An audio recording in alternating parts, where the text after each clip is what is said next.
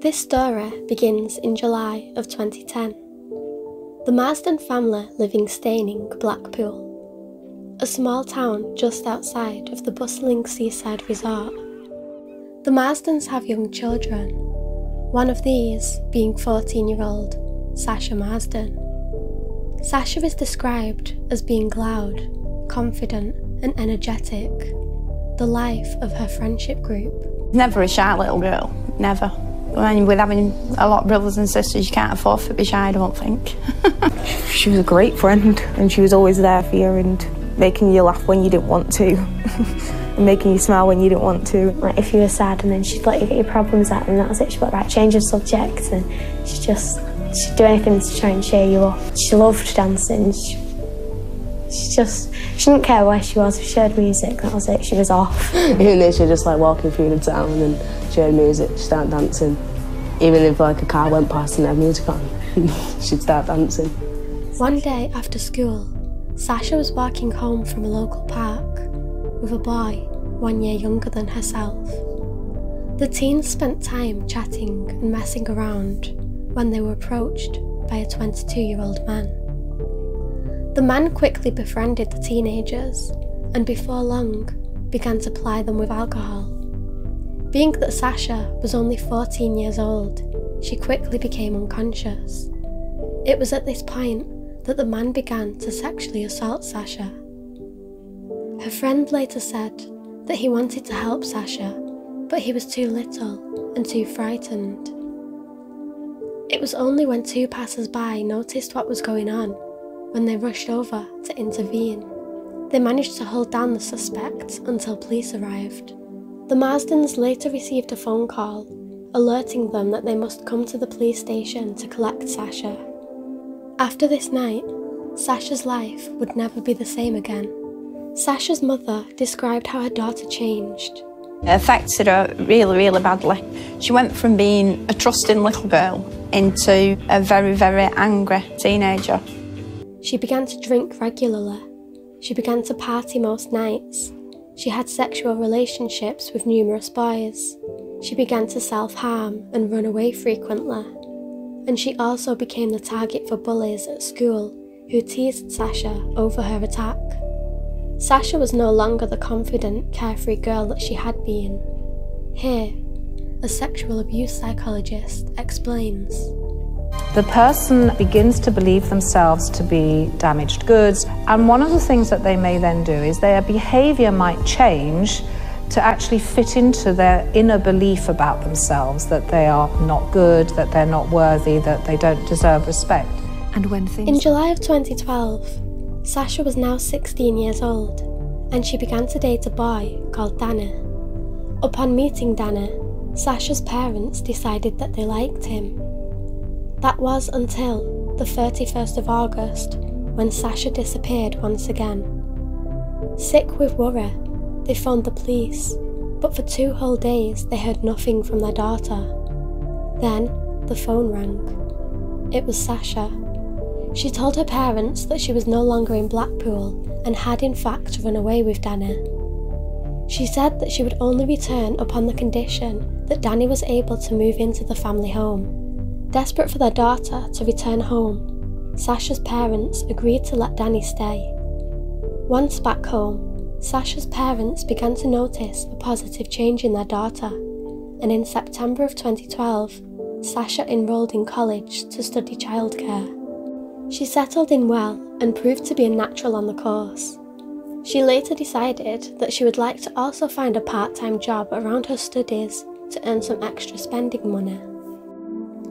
In January of 2013, a friend of a friend recommended a job. Sadly, this is one that would end up costing Sasha her life. One Saturday, Sasha told her parents that she had a job interview lined up for the following Monday. She didn't know where exactly the job was, but the man had arranged to meet her at Madame Tussauds in Blackpool, where she would walk with him to a hotel a few streets away. Here, she would be given a trial to see if she was suitable for the position. Sasha's dad agreed to drop her off and also arranged to pick her up once again from the same location when she was finished. Monday soon rolled around, and Sasha's dad did indeed drop her off as agreed. He waved goodbye to his daughter, and a few hours later received a phone call from Sasha asking to be picked up once again. Sasha was excited, and when she arrived home, she told her family that she had been offered the job.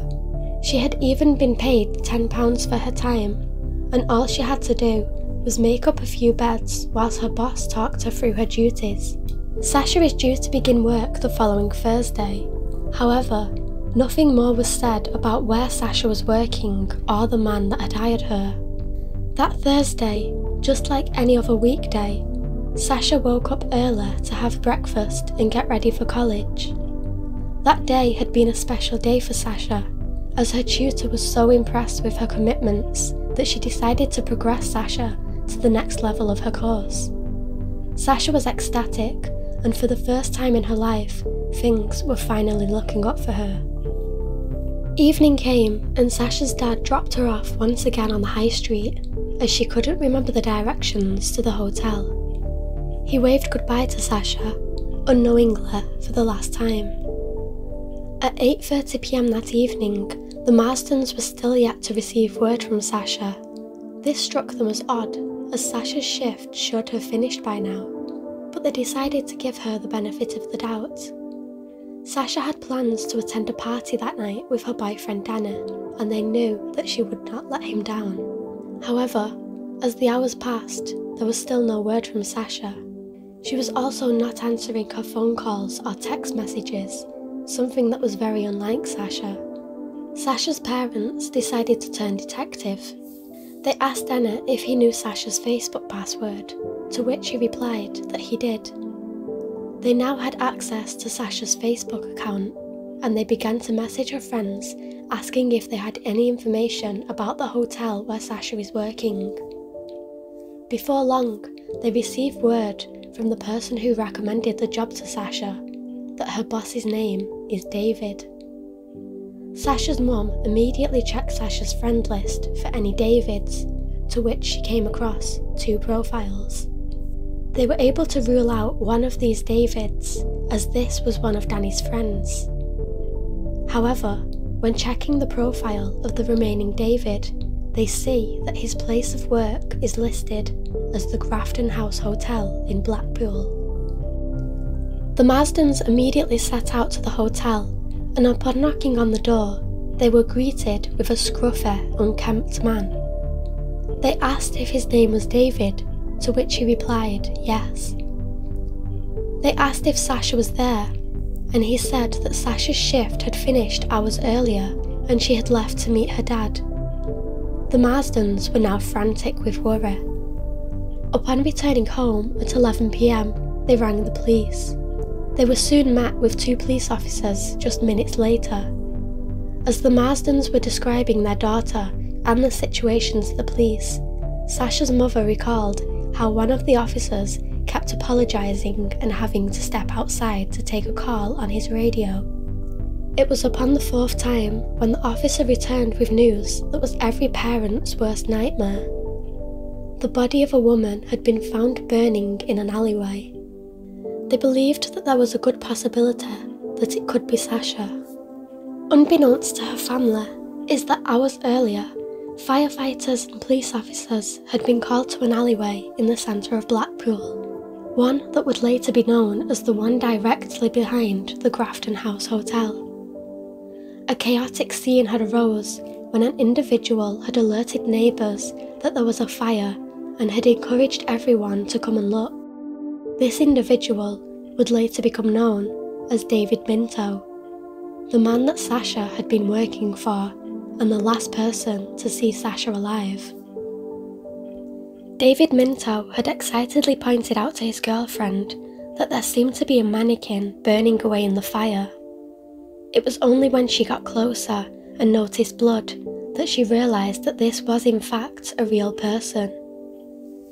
In a strange twist of fate, it would be Minto's girlfriend, whose phone call to the police would kickstart the entire investigation.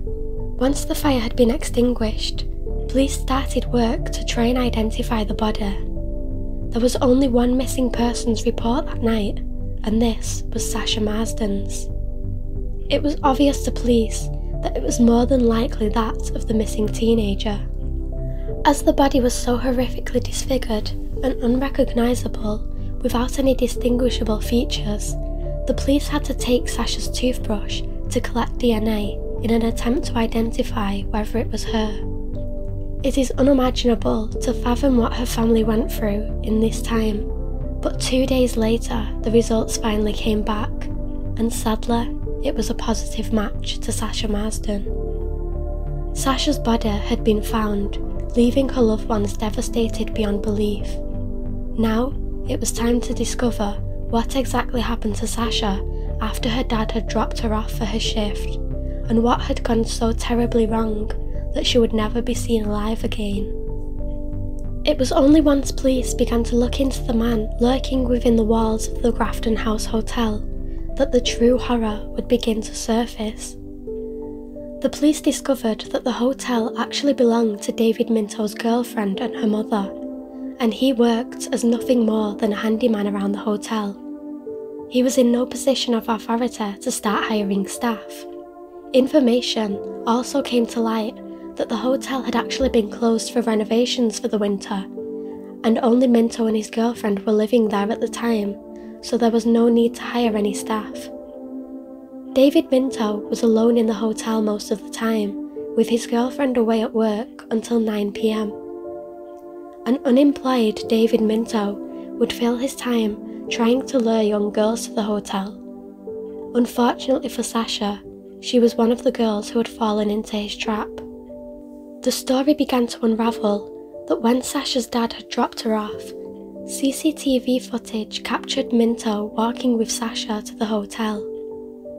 Even though the footage captured Sasha going into the hotel, it never showed Sasha coming out. Upon examining the hotel further, detectives found a significant amount of blood in the hotel, despite Minto's best efforts to clean up after the murder. David Minto maintained his innocence, claiming that the pair had talked, but then began to have consensual intercourse, whereupon Sasha had begun to have a nosebleed, leading to the blood that was found in the hotel.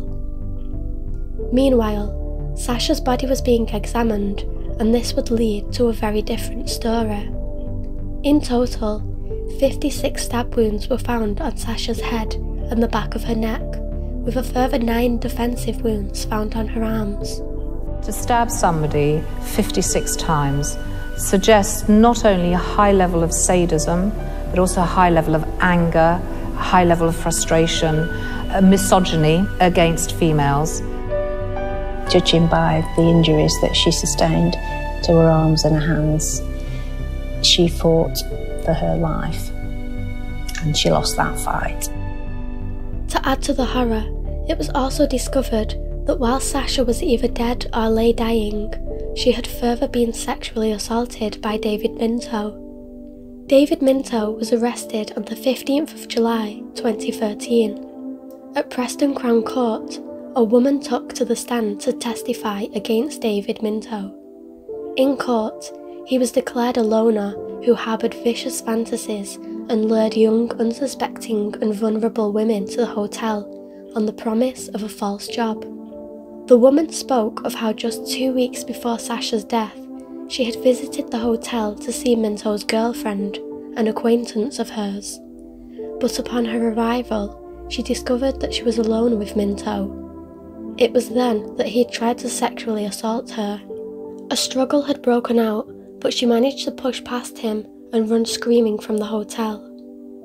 Sasha Marsden's family wept as David Minto was sentenced to a minimum of 35 years in prison for the brutal and senseless killing of their fun-loving daughter.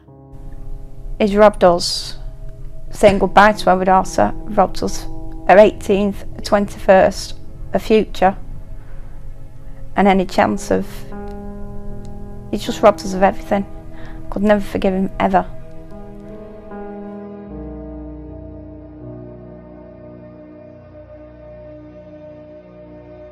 It's like a nightmare, and I'm going to wake up any time and everything's going to be normal. But nothing will ever be normal again. Everything was just numb. Didn't feel real at all. I just didn't want to believe it, honestly. No one wants to believe it, do they, when they get told something like that. When I found out that she'd gone, it proper destroys you inside, knowing that you're not going to see her again.